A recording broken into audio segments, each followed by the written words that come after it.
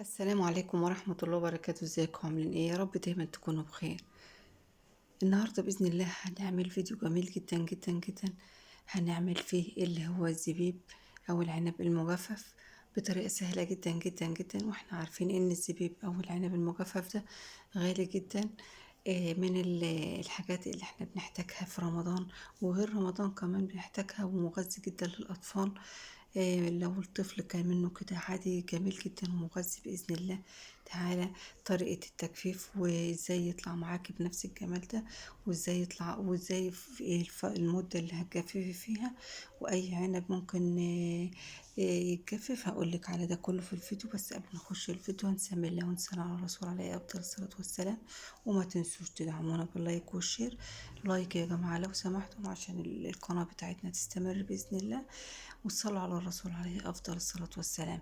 أي نوع من العنب ينفع نعمل الزبيب، ما عدا النوع اللي هو فيه بذر. وممكن نعمل العنب السايب زي ما حضراتكم شايفين، وممكن نعمل العنب العنايد.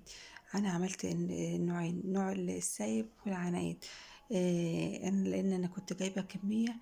وعلى ما جيت أشيل وأحط كده صفها في رف التلاجة، طبعا لقيت مش سايب منه كتير، فعملته.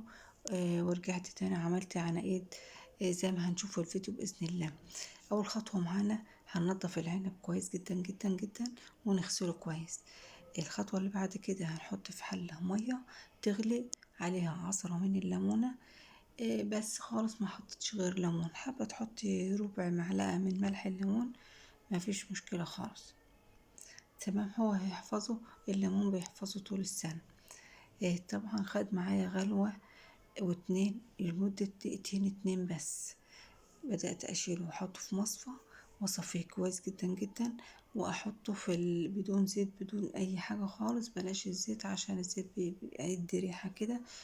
وفي ناس بتحط زيت بروفين، بس أنا مجربتش الزيت البروفين. تمام. طبعا هننشره كويس جدا جدا، ومش هنخلي حباية جنب فوق حباية، لأ كله جنب بعضه كده، حباية جنب حباية. تمام. والله يا حابة تحطيه تحت المروحة. بس المروحة تكون شغالة عليه 24 ساعة عشان يبقى اللون بتاعه أبيض كده زي اللي بنشتريه من برا. تمام. حابة تحطيه في الشمس مفيش أي مشكلة خالص، بس المهم إن انت تغطيه من الحشرات والدبان والحاجات دي كلها. ما تقفش عليه، بيتغطى بقماشة بيضة زي ما هنشوف دلوقتي في الفيديو.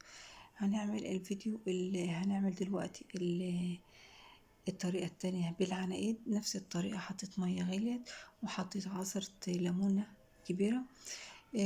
وحطيته عناقيد كده بحالها كده.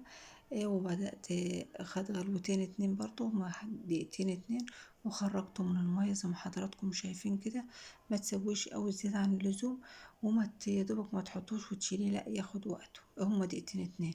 بدأت أفرفر بقى الحب بتاعه كده. وبرضو أصفه حباية جنب حباية في أي حاجة عندك، صينية أو أي حاجة. بس بلاش ورق، تحط ورق تحته لأنه بيحجز المية. أنا حطيت ورق وشيلته. تمام. ورق أبيض برضو عادي بقى، وورق ممكن تحطي ورق زبدة، بس المية الورق بيحجز المية.